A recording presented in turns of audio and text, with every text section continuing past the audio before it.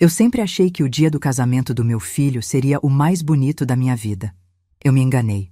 Quando as portas da igreja se abriram para a entrada da noiva, eu já estava emocionada, com as mãos trêmulas segurando o buquê simples que tinha comprado com tanto carinho. Foi então que ouvi, alto o suficiente para ecoar entre os bancos: "Isso aí não é uma mãe, é um desastre de vestido." A frase veio da boca da mãe da noiva, Vera, com aquele sorriso fino e venenoso. As pessoas ao redor olharam para mim. A noiva riu. Meu filho, não. Ele ficou imóvel por um segundo, depois se levantou devagar, ajeitou o paletó e começou a caminhar na direção do altar, com um brilho estranho nos olhos. E foi aí que eu percebi que alguma coisa estava prestes a explodir. Meu coração disparou. Eu, sentada no primeiro banco, senti o rosto queimar. A vergonha veio como uma onda quente, cobrindo tudo.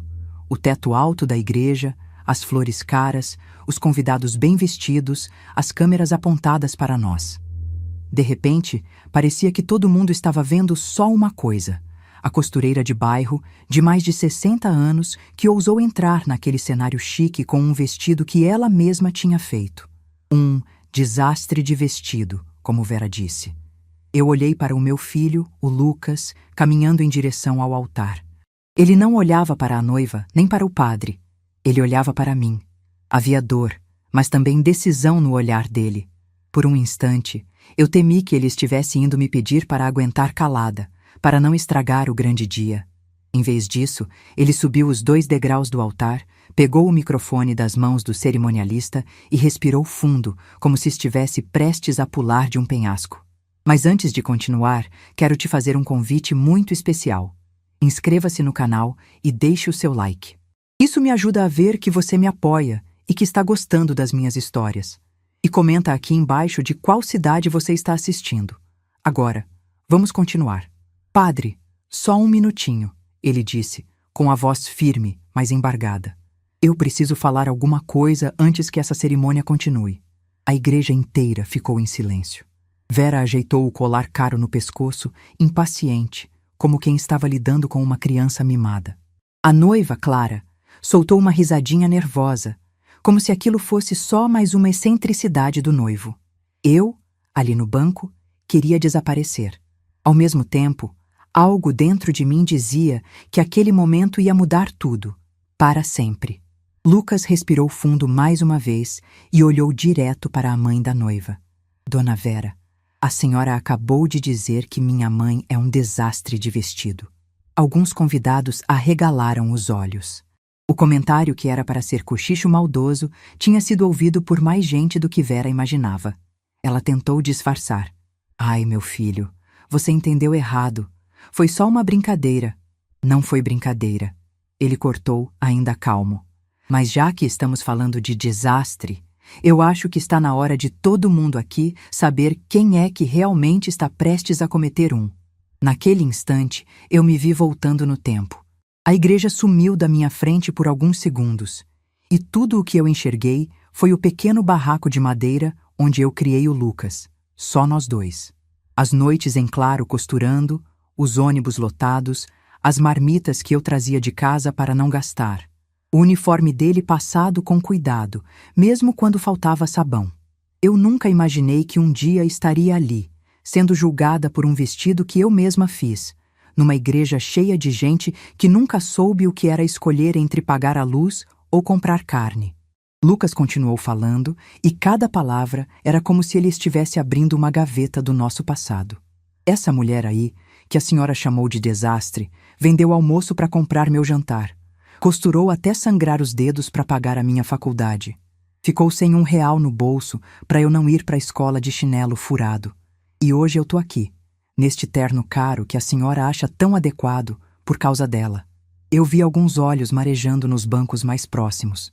A noiva, impaciente, cochichou algo para a mãe. Vera bufou, revirou os olhos, mas ficou calada.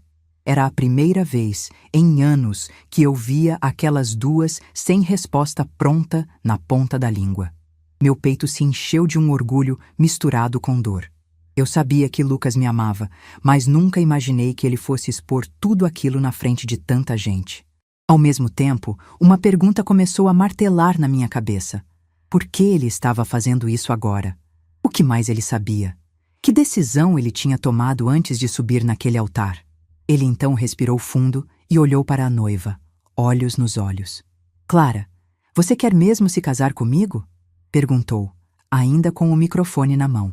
Um murmúrio varreu a igreja. Aquela não era a pergunta que se fazia antes do sim oficial. Clara ficou sem graça, mas sorriu, fingindo leveza. Claro que quero, amor. O que é isso? Você está nervoso, só isso. Lucas apertou os lábios, como quem segurava uma verdade grande demais. Eu reconheci aquele jeito. Era o mesmo olhar que ele tinha quando menino voltava da escola com um boletim ruim e precisava escolher entre mentir ou encarar a realidade. Então é melhor a gente ser sincero, ele disse. Porque eu não vou deixar a mulher que mais amo no mundo ser humilhada aqui. Nem vou fingir que não sei por que esse casamento é tão importante para você e para sua mãe. Naquele momento, a sensação que eu tive foi de que o chão embaixo do meu banco tinha desaparecido. Eu não sabia exatamente o que ele queria dizer com aquilo, mas lembranças começaram a se misturar na minha cabeça. Conversas sussurradas, olhares atravessados, a insistência em colocar o nome de Clara na sociedade da empresa dele, a pressa para juntar bens, o noivado apressado demais. Lucas enfiou a mão no bolso do paletó e tirou o celular. Ele olhou para o padre, que apenas deu de ombros, sem saber o que fazer. Depois, virou-se para o microfone. Hoje não é só o dia do meu casamento, ele disse. Também é o dia em que muita máscara vai cair. E eu quero que todo mundo que está aqui, principalmente a minha mãe, saiba a verdade sobre o que estava sendo planejado por trás desse vestido branco, dessas flores e desse sorriso de fachada. Meu coração disparou tanto que eu achei que fosse desmaiar. A igreja inteira prendeu a respiração. O cinegrafista aproximou a câmera, tentando captar cada detalhe. E antes que qualquer pessoa pudesse interromper, meu filho apertou algo na tela do celular e aproximou o aparelho do microfone. O som que ecoou pela igreja não foi de marcha nupcial, nem de palavrinhas românticas. Foram vozes, vozes que eu conhecia, e que, até aquele momento, eu nunca imaginei que pudessem ser a chave para entender por que, naquele dia, eu tinha sido chamada de desastre de vestido diante de todo mundo. Quando eu ouvi aquelas vozes ecoando pelos alto-falantes da igreja, meu corpo inteiro ficou gelado. Não era só o impacto da surpresa. Era a estranha sensação de que, por trás de tudo aquilo, existia um fio invisível que ligava o presente ao meu passado. Um passado que eu lutava todos os dias para não deixar transbordar. Mas antes de contar o que estava naqueles áudios, eu preciso que você entenda de onde eu vim. Porque, para saber por que aquelas palavras doíam tanto, é preciso conhecer a história que me trouxe até ali. Eu cresci em uma casa pequena, na periferia de Belo Horizonte. Minha mãe lavava roupa para fora, meu pai trabalhava de servente de pedreiro quando arranjava serviço. Eu era a mais velha de 4 irmãos, e a vida me ensinou cedo que, quando a gente nasce mulher e pobre, ninguém pergunta se você quer carregar peso. Eles só colocam o peso na sua mão. Eu cuidava da casa, levava e buscava meus irmãos, cozinhava, costurava roupa que ganhávamos rasgada. Estudei o que deu, sempre tirando nota boa, mas escola não enche panela. Quando fiz 18, arrumei trabalho numa confecção e passei a vida na frente de máquinas de costura. Foi lá que conheci o pai do meu filho. Bonito, carismático, aquele tipo de homem que sabe conquistar qualquer mulher cansada, que só quer ser vista. No começo, achei que tinha tirado a sorte grande, até descobrir que o sorriso dele só funcionava quando não tinha responsabilidade envolvida. Com 3 anos de relacionamento, ele já bebia demais, faltava ao trabalho sempre que podia e me deixava sozinha para resolver tudo. Quando engravidei, ele prometeu mudar. Não mudou. Quando Lucas nasceu, ele ficou mais ausente do que nunca. E quando meu filho fez 4 anos, em uma manhã qualquer, encontrei um bilhete amassado em cima da mesa. Você é forte, vai saber criar ele melhor do que eu. Nunca mais voltou. Naquele dia, enquanto eu abraçava meu filho e tentava fingir que o mundo não estava desmoronando, eu fiz 2 juramentos silenciosos. Primeiro, Lucas nunca conheceria a fome que eu conheci. Segundo, eu jamais deixaria que alguém diminuísse o valor dele por causa da mãe que ele tinha. Foi com esses juramentos que eu vivi os 30 anos seguintes. Trabalhei na confecção até meus 50. Costurei para vizinhas, lojas, escolas, festas de bairro. Fiz barra de calça por R$ 10, consertei mochila de criança por 5. Teve mês em que faltou gás e a gente cozinhou arroz no fogareiro emprestado do vizinho. Teve noite em que costurei até a coluna travar. Teve aniversário do Lucas em que eu fiz bolo de fubá e enfeite com papel crepom, porque não dava para mais. Mas ele sempre olhava para mim com aquela gratidão que só filhos criados no aperto conseguem ter. Nunca reclamou. Nunca me fez sentir menos. Quando ele entrou na faculdade de administração com bolsa parcial, eu chorei como se estivesse vendo um milagre. Lucas trabalhava como estagiário, estudava à noite e ainda me ajudava em casa. Foi nessa época que ele conheceu Clara. Clara era o oposto de nós. Moça de família rica, criada em condomínio fechado, com carro próprio desde os 18 anos. Educada, inteligente, bonita, mas com um olhar que sempre parecia medir as pessoas, como quem avalia valor de etiqueta. A primeira vez que a vi, percebi uma distância que não tinha a ver com classe social. Tinha a ver com intenção. Ela sorriu para mim, mas foi aquele sorriso curto, que não chega nos olhos. Com o tempo, descobri de onde vinha aquele olhar. Vera, a mãe dela. A primeira vez que encontrei Vera foi no aniversário de 21 anos da Clara. Casa enorme, decoração impecável, convidados cheios de perfume caro.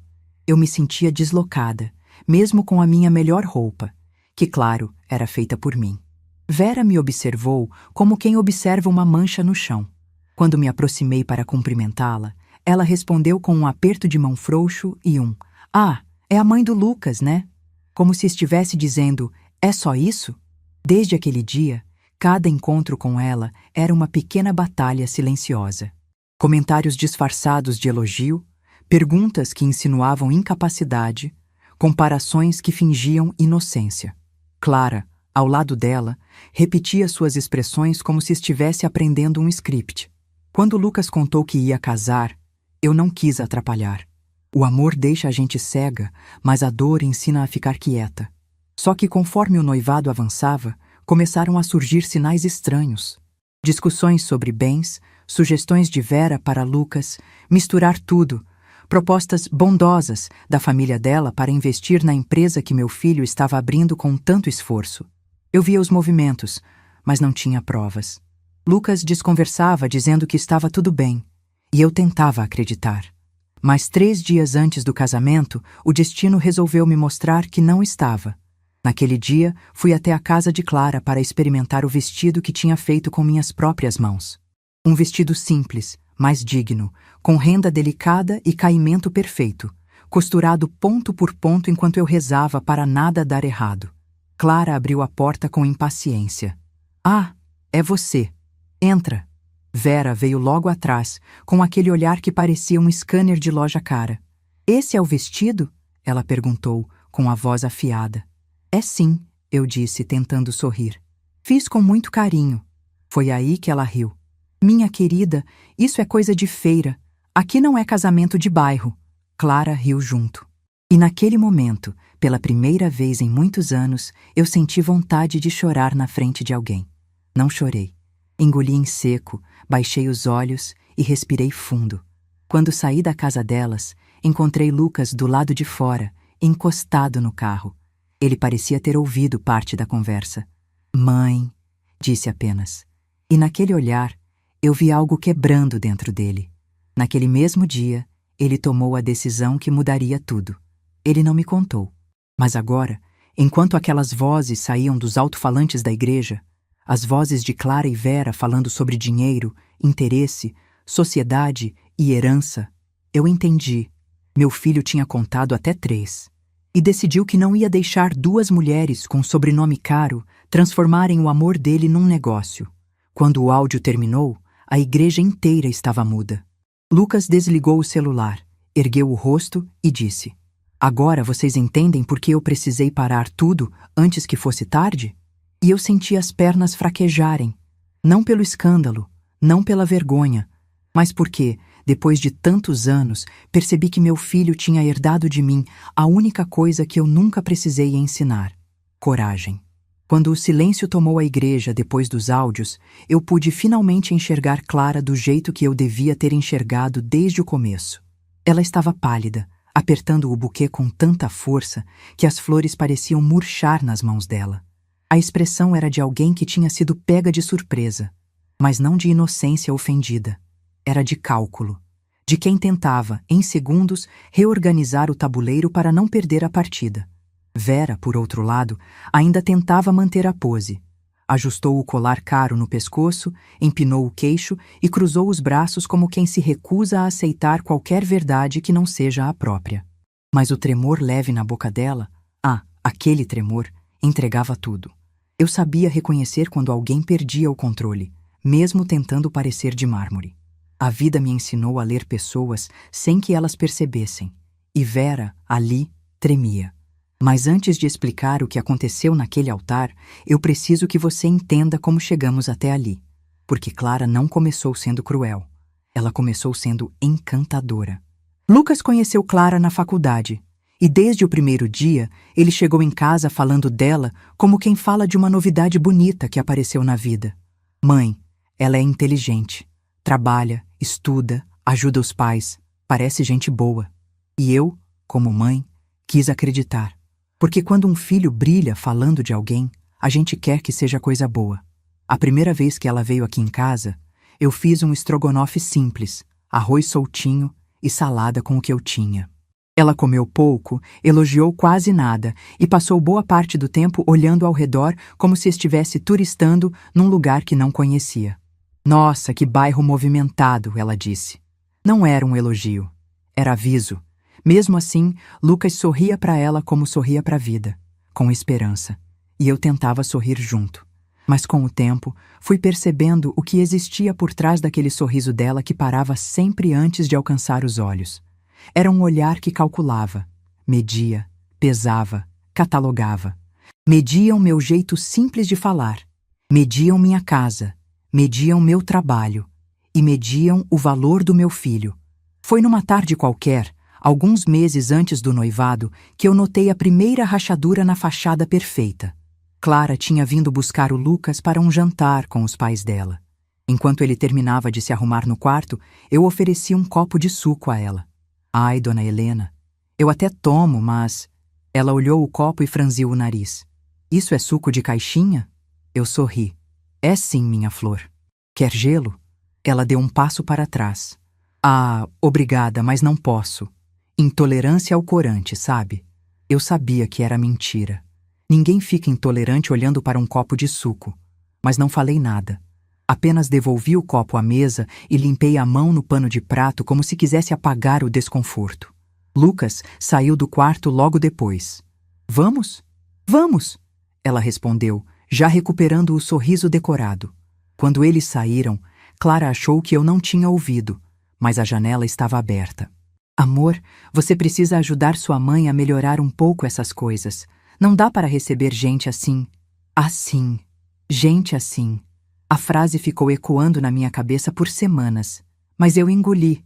Eu sempre engoli. Para não atrapalhar ele, para não ser a mãe difícil, para não ser motivo de briga. Lucas era apaixonado. E o amor deixa a gente míope. Vera, claro, não ajudava. Na verdade, era ela que guiava Clara, porque a sogra, a futura sogra, no caso, sempre se achou superior a todo mundo. E, de mim, ela achava ainda mais. Na cabeça dela, Lucas não era um bom partido.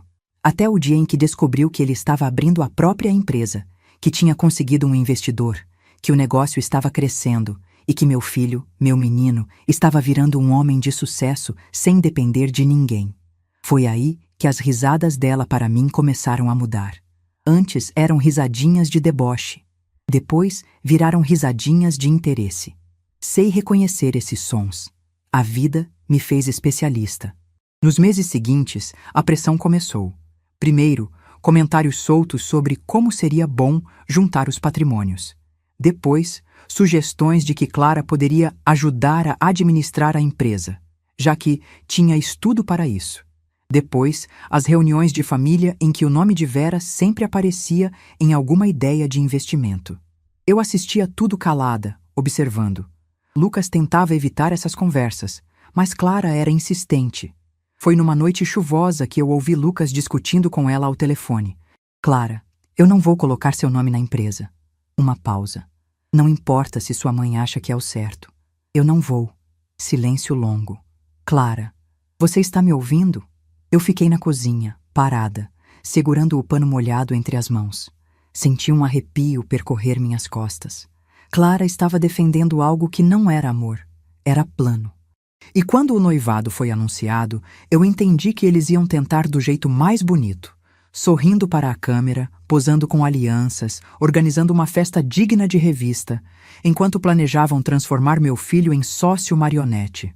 Agora, de volta à igreja, olhando aquelas duas tremendo, eu percebi quantos sinais ignorei para proteger o coração do meu menino. Lucas desceu do altar com o microfone ainda na mão. Ele não tinha terminado. A voz dele estava firme, mas não era de fúria. Era de libertação. Clara, eu ouvi tudo, ele disse. Ouvi quando você disse que seria ótimo casar antes dos documentos ficarem prontos. Ouvi quando sua mãe reclamou do meu jeito simples demais. E ouvi quando vocês duas planejaram usar meu negócio para elevar o padrão de vida de vocês. Clara abriu a boca, mas nada saiu. Vera deu um passo para frente, tentando recuperar o controle da situação. Lucas, você está interpretando errado. Estou? Ele ergueu o celular. Quer que eu toque os outros áudios também? As pessoas começaram a se mexer nos bancos. Alguns cochicharam, outros balançaram a cabeça em reprovação. A máscara de refinamento social de Vera estava ruindo. Eu olhava para o Lucas e via o menino que eu criei, mas agora com o dobro da coragem, o dobro da consciência e o dobro da força. Era como assistir alguém finalmente descobrir o próprio valor. Clara respirou fundo e tentou sorrir. Lucas, isso não muda o que eu sinto por você. Meu filho soltou uma risada curta, mas sem humor. Clara, o problema nunca foi o que você dizia sentir. O problema é que eu finalmente ouvi o que você realmente pensa. E então ele disse algo que congelou até o ar dentro da igreja. Eu não vou me casar hoje. A noiva deixou o buquê cair. Eu, no banco, senti o coração bater tão forte que quase ouvi. E Vera, pela primeira vez na vida, ficou sem nenhuma palavra. O buquê caiu no chão com um som seco, quase pequeno demais para o tamanho da queda que trouxe com ele. Clara ficou imóvel, os dedos ainda curvados no ar, como se não aceitassem que as flores tinham escapado das mãos. Eu nunca tinha visto alguém empalidecer tão rápido. Parecia que todo o sangue do corpo dela tinha fugido para algum lugar onde a verdade não pudesse alcançá-lo. Vera foi a primeira a reagir. Claro que foi. Lucas, você perdeu o juízo? Ela disse, avançando para perto dele. Você vai jogar fora o melhor dia da sua vida por causa de um mal-entendido? Meu filho não recuou. O melhor dia da minha vida não começa com alguém humilhando a minha mãe. Ele falava devagar, cada sílaba entregue com precisão. E não começa com mentiras, nem com gente querendo transformar meu futuro em moeda de troca. Isso é um absurdo, Vera insistiu. Você está sendo manipulável. Alguém colocou coisas na sua cabeça. Ela lançou um olhar rápido para mim, como se eu fosse a responsável. Como se eu tivesse envenenado o filho dela. Mas Lucas ergueu a mão, pedindo silêncio. A única pessoa que colocou alguma coisa na minha cabeça foi a senhora. Ele tocou o celular no bolso. E está tudo gravado. A igreja começou a se mexer. Gente tossindo, gente cochichando, gente puxando o filho pelo braço para dizer: "Tá vendo?" Aquele casamento que deveria ser perfeito estava agora desmontando diante de toda a cidade, e ninguém conseguia fingir que não estava vendo. Clara, por fim, encontrou a voz. Você não pode fazer isso comigo, ela disse. Foi a única frase sincera que eu a ouvi falar desde que a conheci. Lucas virou o rosto para ela. Clara, você me ama? Ele perguntou. Ela hesitou por meio segundo. Meio segundo foi o suficiente para responder tudo. Claro que amo, ela disse, alto demais, exagerado demais, do jeito de quem tenta salvar o que já está perdido.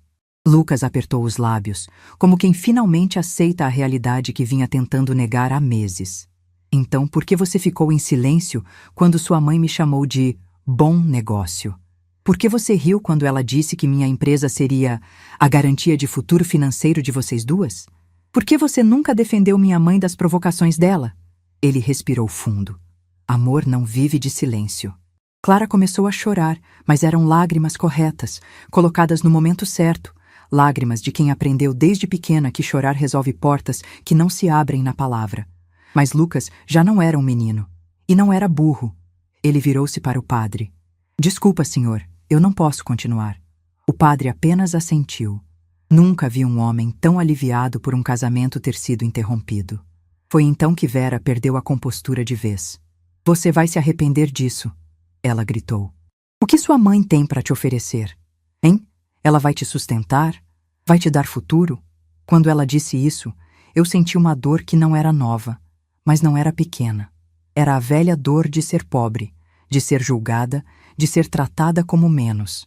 A dor de todo o esforço meu ser apagado em uma frase só. Mas antes que eu pudesse abrir a boca, Lucas respondeu. Ela já me deu tudo. Ele olhou para mim. Ela me deu o que dinheiro nenhum compra. Eu senti as lágrimas subindo, mas segurei. Não era hora de ruir. Lucas então se virou para os convidados com postura de homem que sabe o que precisa fazer, mesmo que doa. Peço desculpas a todos. A cerimônia está cancelada. O burburinho começou de novo. Pessoas levantando, cochichando, alguns até encarando Clara e Vera com julgamento aberto. E foi aí, justamente aí, que a noiva finalmente explodiu. Você nunca foi bom o suficiente para mim, Clara gritou, apontando o dedo para Lucas. Eu só aceitei te namorar porque a minha mãe disse que você tinha potencial para crescer.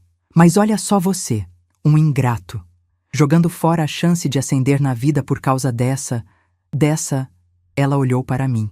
Eu fiquei de pé. Não porque eu queria responder, mas porque eu precisava existir. Porque pela primeira vez eu entendi que ficar sentada me tornava menor. E eu não era menor. Não mais. Ela não completou a frase, talvez por medo do que viria. Lucas respirou fundo e disse: Obrigado por ser sincera pela primeira vez. Clara virou as costas. Vera puxou a filha pelo braço. Saíram pisando duro, carregando nas passadas a raiva de quem foi derrotada não por força, mas por verdade. Quando os dois desapareceram pela porta da igreja, meu filho finalmente olhou para mim. Os olhos dele estavam marejados, mas firmes. Mãe, me desculpa por tudo isso. Lucas, eu respondi, segurando o rosto dele entre minhas mãos. Você não estragou nada. Você salvou sua vida. Ele encostou a testa na minha. Eu só fiz o que a senhora sempre me ensinou. O quê? Perguntei. Não aceitar menos do que merecemos. E ali, no meio da igreja, vazando espanto pelas paredes, eu entendi algo profundo.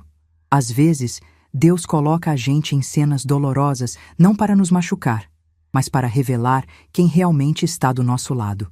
Quando saímos, eu senti uma calma estranha.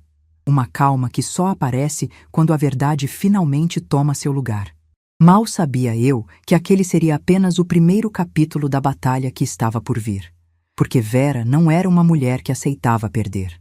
E o que ela fez nos dias seguintes quase destruiu tudo de novo, mas também abriu portas para a reviravolta que mudaria nossas vidas para sempre. Os dias depois do casamento cancelado foram um vendaval. Não um vendaval barulhento, daqueles que derrubam telhados. Foi pior. Foi o vendaval silencioso, aquele que derruba por dentro. O tipo de tempestade que faz a casa ficar em pé, mas faz a gente, por dentro, desmoronar aos poucos. No primeiro dia, Lucas não saiu do quarto. Eu só ouvia passos curtos, a cama rangendo, o som do celular vibrando sem que ele atendesse. Eu queria bater na porta, abraçar, falar que tudo ia dar certo, mas sabia que ele precisava do silêncio. A dor do amor não correspondido não é igual à dor física. É mais funda, trabalha devagar. E quando a humilhação vem junto, essa dói nos ossos. No segundo dia, a cidade inteira já sabia do escândalo. Alguém tinha gravado o discurso do Lucas na igreja e colocado nas redes sociais. O vídeo viralizou. Tinha gente nos comentários chamando ele de herói. Tinha gente dizendo que ele devia ter resolvido em particular. Tinha gente rindo da situação. E tinha gente atacando a mim. Claro, sempre tem quem ache que mãe pobre é a culpada de tudo. Quando eu vi o vídeo pela primeira vez, as minhas mãos tremeram. Eu nunca tinha me visto daquele jeito. Uma mulher simples, com um vestido que eu costurei sozinha, sendo humilhada na frente de uma igreja inteira. Mas aí eu vi o Lucas enfrentando tudo por mim. E pela primeira vez em dias, senti orgulho em vez de vergonha. No terceiro dia, Vera entrou em ação. Recebi uma mensagem dela bem cedo. Precisamos conversar. Urgente. Eu respirei fundo. Não respondi. Eu já sabia que ela não desistiria tão fácil. E eu estava certa. No mesmo dia, à tarde, ela apareceu na porta da minha casa sem avisar. Veio com um salto alto que afundava na calçada de cimento irregular, equilibrando o corpo como quem se recusa a aceitar que pisa no chão de gente comum. Bateu no portão com força. "Dona Helena!" ela gritou. "Abra essa porta!" Eu abri, porque minha educação nunca falha. Mas naquele dia cheguei perto. "O que a senhora quer?"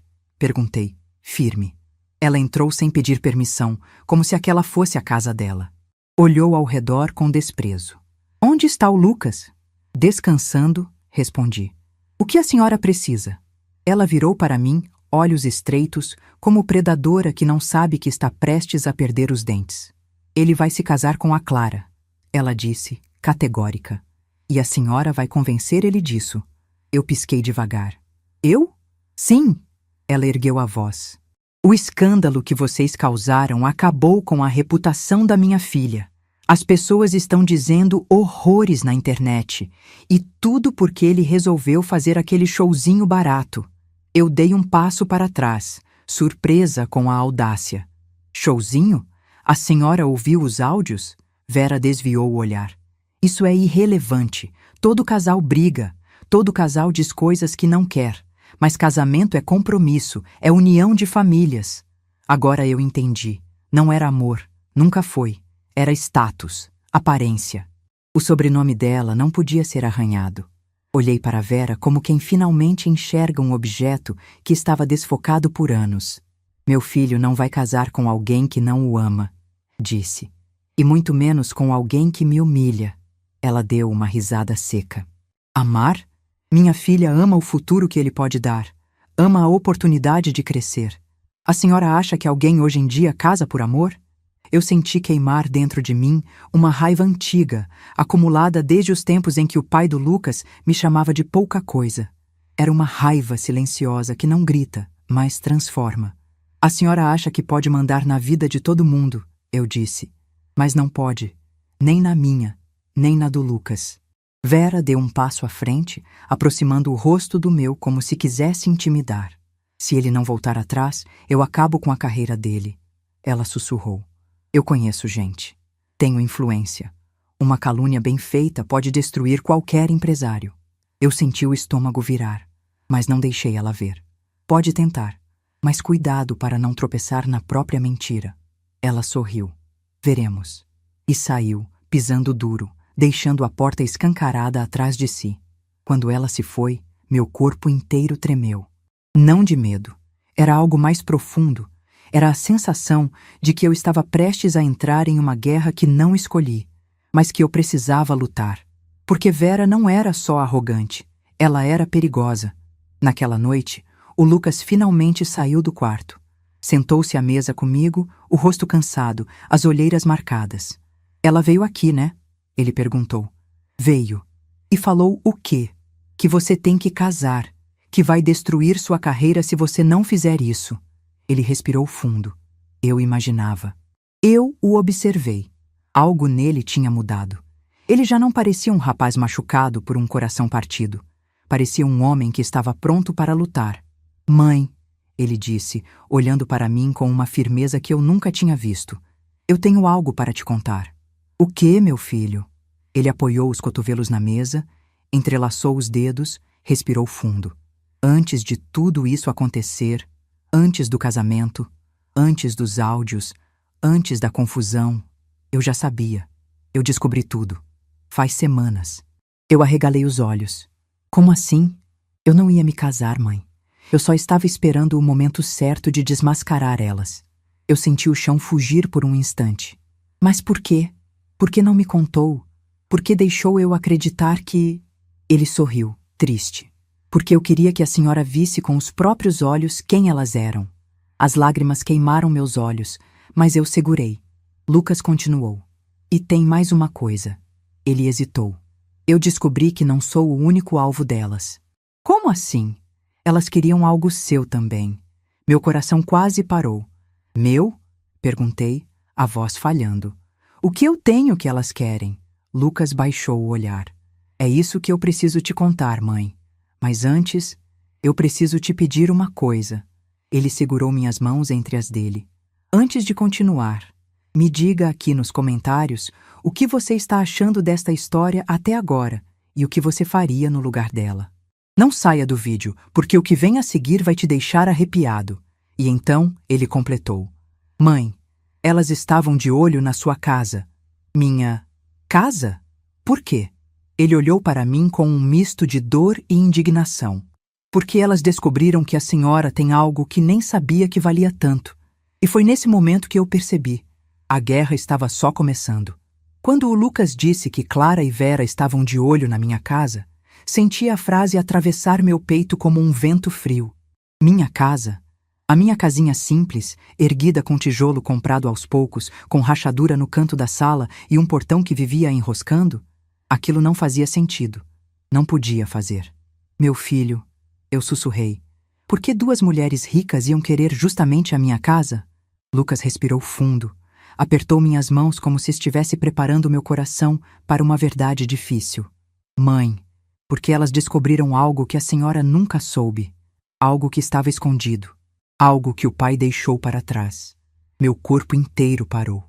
Meu ex-marido não deixou nada além de uma dor arrastada pelo tempo. Nada além de um bilhete amassado e 4 anos de silêncio. Nada além de lembranças ruins que eu passei metade da vida tentando esquecer. Mas Lucas continuou. A senhora lembra daquele dia em que o oficial de justiça veio trazer uns papéis, há uns meses? Lembro, respondi. Mas aquilo era só coisa de cartório. Eu nem entendi direito. Pois é, eu entendi. E Clara também entendeu, porque ela mexeu no meu computador sem eu saber e achou os documentos digitalizados. Documentos que revelavam que essa casa vale muito, muito mais do que a senhora imagina. Eu encostei na cadeira, sentindo as pernas fraquejarem. Mas por quê? Essa casa é velha, simples, num bairro esquecido. Lucas balançou a cabeça. Não é a casa em si. É o terreno, mãe. Ele entrou como área de expansão num novo plano urbano. Vai ser valorizado. Muito. E quando Clara descobriu isso... Bom, aí ficou claro que o casamento não era só amor. Era investimento. Eu fiquei em silêncio. Não era a riqueza que doía. Era a confirmação de que eu, de novo, tinha sido vista como moeda. Não por quem me amava, mas por quem queria me usar. Lucas continuou. Elas queriam convencer a senhora a passar o terreno para o meu nome depois do casamento. E como família unida, tudo depois seria nosso. Ele fez aspas com os dedos. Mas a senhora sabe muito bem o que isso significa. Eu sabia. Significava perder tudo. E tem mais, Lucas completou. Quando eu comecei a desconfiar, instalei um programa no meu celular que grava automaticamente chamadas suspeitas. E foi assim que eu consegui aqueles áudios do casamento. A revelação me atingiu como luz de choque. Foram elas que conversaram sobre o terreno? Sim, Lucas afirmou. E sobre transformar a senhora numa vovozinha útil. Foi exatamente esse o termo que usaram. Meu estômago virou. Ele colocou a mão no meu ombro. Mãe, eu não ia deixar isso acontecer. Nunca. Eu respirei fundo. Uma parte de mim queria desabar, mas outra parte, a parte que criou um filho com dignidade e coragem, começou a despertar devagar. Eu não era uma vítima. Eu era uma sobrevivente. Mas o problema é que Vera não desistiria tão fácil. E eu sabia disso antes mesmo de ela aparecer, 2 dias depois, com algo novo. Advogados. Naquela manhã, Lucas estava trabalhando no computador da sala quando bateram no portão. 3 batidas secas, certeiras, que até hoje eu reconheço. Quando abri, lá estava ela. Vera, impecavelmente vestida, segurando uma pasta preta, acompanhada de 2 homens de terno. Viemos conversar sobre um acordo, ela disse. Eu a encarei. Não temos nada para conversar. Tem sim, ela rebateu, empurrando a pasta contra o meu peito. Isto aqui é sobre o terreno. Sobre o seu terreno. Lucas levantou imediatamente ao ouvir a palavra terreno. Mãe, deixa que eu... Não, Lucas, eu disse firme. É comigo. Eu abri a pasta. Lá dentro havia documentos, mapas, uma avaliação comercial e uma proposta. Uma proposta milionária. Vera sorriu, satisfeita com meu espanto. Viu? Agora entende por que sua casa interessa? O governo vai passar uma via aqui perto. Seu terreno vai valorizar ainda mais. Podemos fazer um acordo que beneficie todo mundo. É só assinar. Eu respirei fundo. E por que a senhora não compra outra área? Por que precisa justamente da minha? O sorriso dela morreu. Porque esta aqui é estratégica. E porque... Ela olhou de relance para Lucas. Seria conveniente que a senhora facilitasse a vida do seu filho. Lucas deu um passo à frente. Não tente fazer minha mãe assinar nada. Ah, meu querido, Vera disse, inclinando a cabeça. Adulto assina o que quer. Meu filho, completei, não será mais obrigado a ouvir suas manipulações. Vera suspirou, irritada. Vocês não entendem, né? Isso não é sobre amor, casamento, briga. É sobre oportunidade, sobre dinheiro, sobre futuro. Não sejam tolos. Eu devolvi a pasta ao peito dela. A senhora confundiu simples com burra. Ela travou a mandíbula. Vai se arrepender. Pode até ser, respondi, mas nunca vou me vender. Ela virou as costas, furiosa, e saiu com os advogados atrás. Quando o portão bateu, Lucas olhou para mim. Mãe, isso pode virar processo. Eu sei. Pode virar guerra. Eu sei. Ele se aproximou e segurou meu rosto entre as mãos, como quando era menino, e queria me consolar. A senhora não vai enfrentar isso sozinha. Eu segurei as mãos dele. E você não vai carregar culpa nenhuma por ter me defendido. E foi ali, naquela tarde silenciosa, que percebi uma coisa importante. Às vezes, a vida tira o chão da gente para ensinar a construir asas. Mas eu não imaginava que, poucos dias depois, aconteceria algo que mudaria tudo. E que colocaria Clara e Vera diante da maior revelação de todas. Uma revelação que não tinha a ver com terreno, dinheiro ou status, mas com a verdade mais profunda sobre a minha vida e sobre quem eu era antes de tudo isso. A verdade que eu escondi até mesmo do meu filho. Eu não dormi naquela noite. A casa parecia pequena demais para acomodar meus pensamentos. Cada vez que eu fechava os olhos, eu via a pasta preta nas mãos da Vera, o olhar frio dela, a proposta absurda, as ameaças veladas e, acima de tudo, o rosto do Lucas, carregando uma culpa que não era dele. Levantei antes do sol nascer. Fiquei sentada na cozinha, olhando para o piso velho que eu mesma coloquei quando ele era criança. Cada rachadura tinha uma história. Cada marca, um pedaço de mim. Aquela casa era minha vida. Não por valor comercial, mas porque foi tudo que eu consegui construir com as minhas próprias mãos, depois de anos levando pancada da vida. Mas havia algo ali dentro que eu nunca contei para ninguém, nem pro Lucas. Quando o relógio marcou 7, ele acordou e sentou ao meu lado. Mãe, ele disse com a voz baixa, eu notei que a senhora está diferente. Desde ontem. Eu respirei fundo. Estou, meu filho, porque chegou a hora de te contar uma coisa que eu escondi por muitos anos. Ele se endireitou na cadeira preocupado. O que aconteceu? Eu demorei alguns segundos para conseguir responder. Antes de você nascer, eu quase perdi essa casa. Lucas franziu o senho. Como assim? Seu pai? Comecei e senti a garganta apertar. Ele não era só irresponsável. Ele era jogador. Lucas ficou imóvel. Ele apostou tudo, Lucas. Tudo. A casa onde a gente morava quando eu engravidei, o carro velho que nós tínhamos e até dobrado do salário futuro dele. Quando as dívidas começaram a crescer, os cobradores vinham bater na nossa porta quase todo dia. Eu estava grávida de 5 meses e vivia me escondendo dentro do banheiro para não verem meu rosto. Meu filho respirou fundo, como se estivesse absorvendo cada pedaço daquela revelação. Um dia, continuei, um dos homens que sempre cobrava seu pai veio aqui e disse que se eu não pagasse a dívida, eles iam tomar a casa quando ele morresse. Quando ele morresse? Sim. Seu pai tinha problema sério de saúde e vivia internado. Eles sabiam que ele não ia durar muito. E fizeram um contrato sujo, escondido, colocando essa casa como garantia de uma dívida que eu não fiz. Lucas arregalou os olhos. Mãe, por que nunca me contou isso? Eu sorri, triste. Porque você era só um menino. E porque eu lutei durante anos para anular esse contrato. Foram idas e vindas ao fórum, audiências, advogados gratuitos, noites chorando sozinha, até que um juiz me ouviu de verdade. Declarou o documento inválido e me entregou a escritura limpa. Abaixei os olhos. Foi o dia em que eu prometi que ninguém nunca mais arrancaria nada de nós. Lucas passou a mão nos cabelos, incrédulo. E o que isso tem a ver com o que está acontecendo agora? Tem a ver com o fato de que Clara e Vera não sabiam que essa casa já tinha sido motivo de briga no passado. Não sabiam que eu conheço esse jogo, que eu já enfrentei gente muito pior do que elas. E que eu aprendi a guardar provas. Sempre. Os olhos do Lucas se arregalaram. Provas? Sim. Lembra do dia em que Vera e Clara brigaram na minha cozinha falando sobre o terreno? Lembro. Então, a senhora aqui pode ser simples, mas não é trouxa.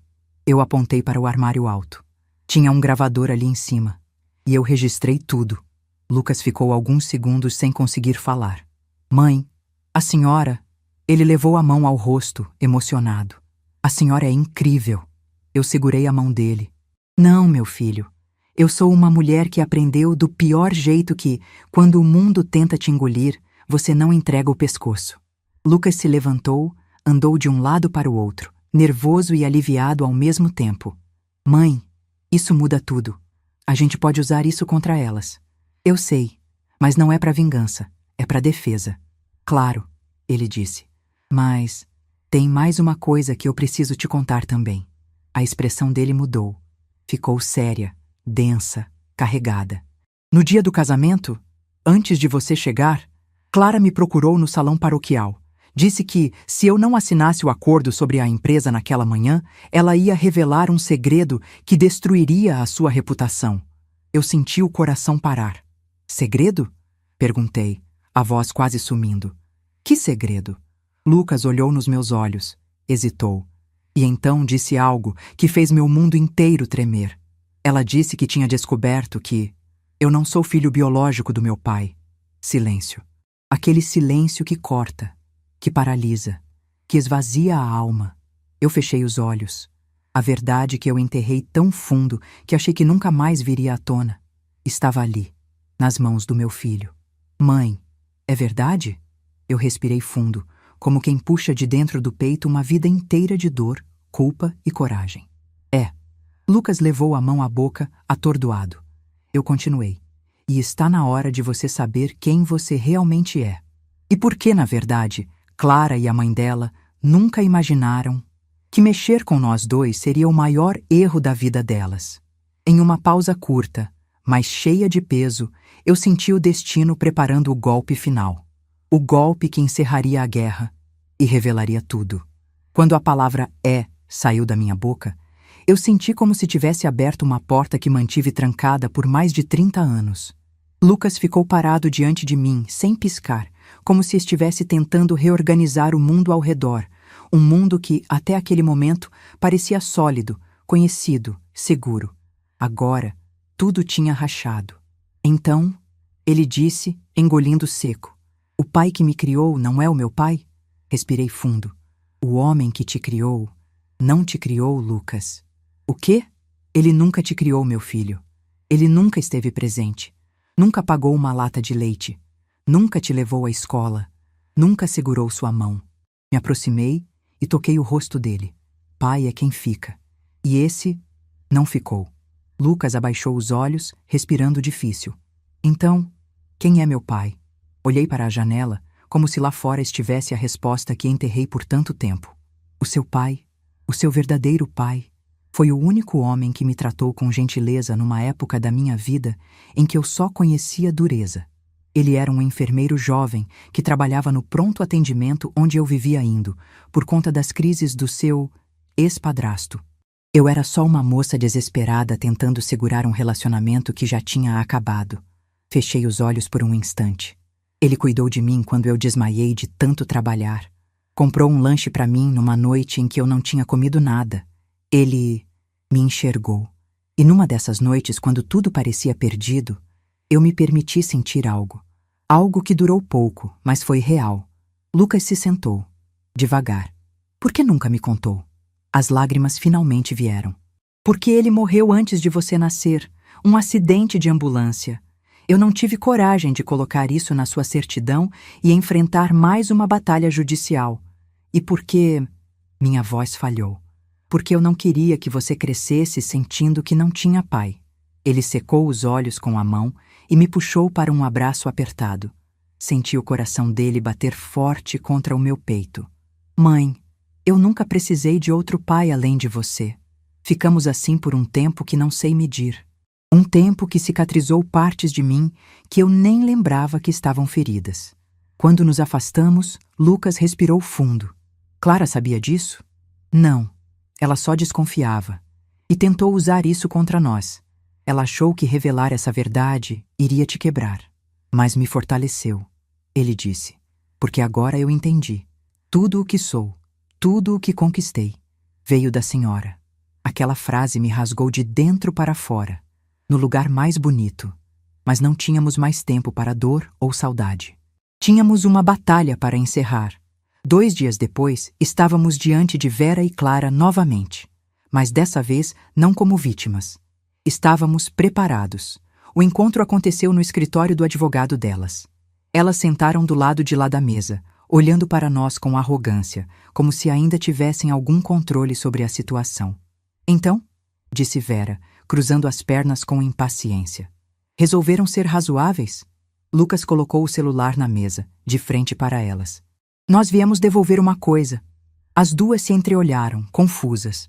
Lucas apertou um botão, e então, pela primeira vez, elas ouviram a própria voz, as frases que tentaram negar, os planos sobre o terreno, o deboche sobre mim, e o pior de tudo, o desprezo com que falavam do Lucas, como se ele fosse um trampolim. Clara ficou branca. Vera tentou levantar, indignada. Isso é ilegal, vocês não podem. Podemos sim, interrompi, porque a gravação foi feita dentro da minha casa, na minha cozinha. E eu tenho direito sobre tudo o que acontece dentro da minha casa. O advogado delas engoliu em seco. Ele sabia que eu estava certa. Lucas continuou. Não queremos processo, nem confusão. Só queremos que vocês parem. Ele olhou firme para as duas. Parem de tentar destruir minha carreira. Parem de se aproximar da minha mãe. E parem de espalhar mentiras na internet. Vera abriu a boca, mas sua voz morreu no próprio ar. Clara olhava para a mesa como quem observa a queda de um castelo que ela pensou que ninguém desmontaria. Eu completei. E, acima de tudo, parem de achar que podem comprar pessoas. Silêncio. Vera respirou fundo, derrotada, pela primeira vez desde que eu a conheci. O que vocês querem? Ela perguntou, finalmente quebrada. Lucas respondeu. Nada. Absolutamente nada. Só queremos distância. E levantou. Eu também levantei. Saímos dali sem olhar para trás. Os meses que vieram depois foram de reconstrução. Redes sociais pararam de comentar. A poeira baixou. A empresa do Lucas cresceu mais do que antes. E, pela primeira vez, nossa casa ficou leve. Viva, sem sombra. Um dia, enquanto ele me ajudava na cozinha, perguntei: Você está arrependido de ter cancelado o casamento? Ele sorriu. Arrependido de quê? De ter me salvado? De ter te defendido? Balançou a cabeça. Mãe, aquela vida nunca foi para mim. Eu só não tinha coragem de admitir. Ficamos em silêncio por alguns segundos, enquanto ele mexia a panela. E você? Ele perguntou. Está arrependida de ter guardado esse segredo por tanto tempo? Eu o encarei. Não, porque se eu tivesse contado antes, talvez você tivesse procurado algo que não podia encontrar, disse. Mas agora que você sabe, está livre. Ele sorriu, com lágrimas nos olhos. E a senhora também. Naquela noite, fechei a porta da minha casa e agradeci.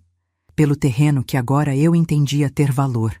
Pela vida que construí com as minhas mãos. Mas principalmente pelo filho que cresceu do jeito mais bonito possível. Com caráter. Clarice Lispector uma vez escreveu que certas verdades libertam, mesmo quando doem. Aquela era a minha verdade. E pela primeira vez em décadas, eu senti que podia descansar. O que achou da história? Se inscreva no canal e compartilhe com alguém que também irá se emocionar